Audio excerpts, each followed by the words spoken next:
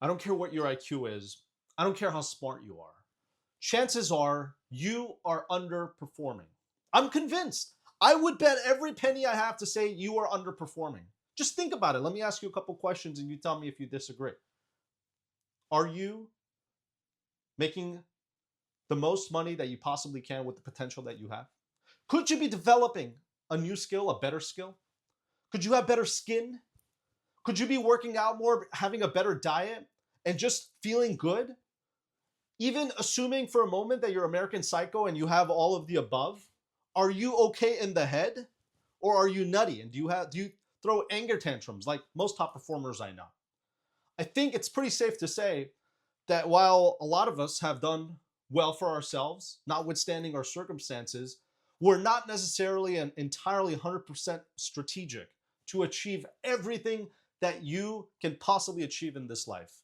That's the point of this video. I really want all of us, because I know how hard it is to get to the top, but I think it can be done. I think you can do it, but it's going to require a little bit more strategy.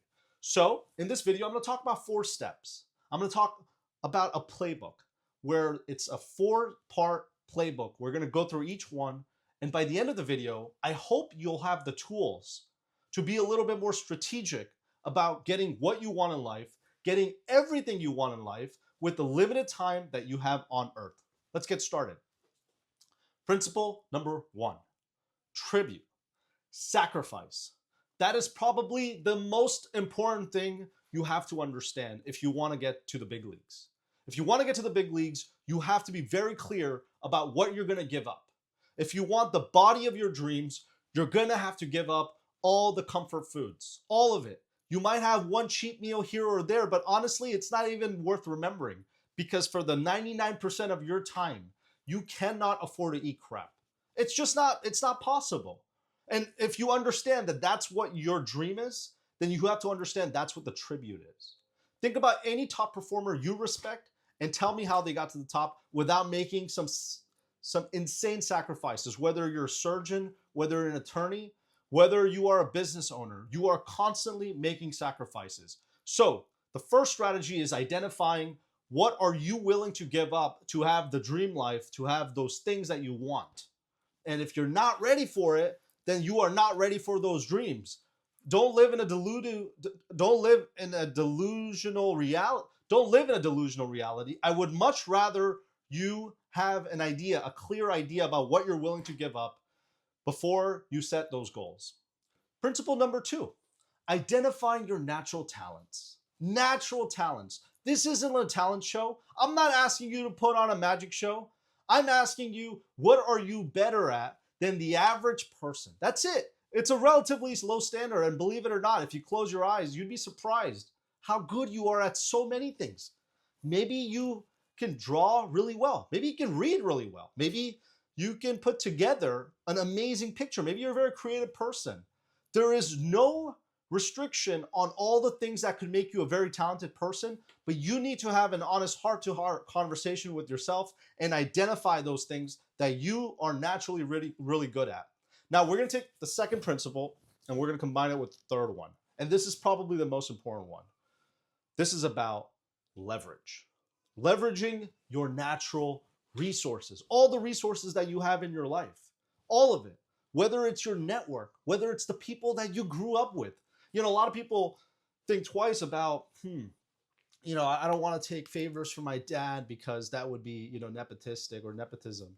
Or I don't want to take advantage of the fact that maybe I grew up from a very privileged background. This is nonsense. Nonsense.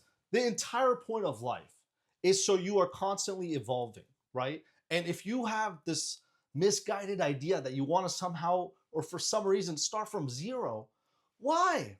Why would you do that? Why would you want to spend your limited life, the limited time you have on earth to do the things that's going to get you to a point where someone has already a head start? Because guess what? Everyone else is using their privileges anyways. So if you are an attractive person, use that privilege. If you are a strong person, use that privilege. If you have money, if you come from status, if you come from class, use that privilege. You have to be ruthless and relentless about using your privilege, because that's the only way you can truly compete with the big guys. Because guess what? The world is a little messy. I'm a litigation attorney. I regularly advise my counsel on how to defeat their competition. Just think about that. It's a messy game. We get them there because I am giving them very thoughtful and very clear advice that, look, you want to get ahead of the market, you're going to have to get rid of this guy. You're going to have to get rid of the competitive advantage they have. It's a messy game, but guess what? It is what everyone does. That is the name of the game. So you have to use your resources. The last thing, and arguably the most important thing, is sustaining a motivation. That motivation, that deep drive inside of you that's going to get you to the next level. Just think about it for a moment. It's holding yourself to a high standard. You know, in this book called The Smartest Kids in the World and How They Got There, this author explains about all the smart kids in the world and how they got there. And the entire book could really be summarized in just 3 points.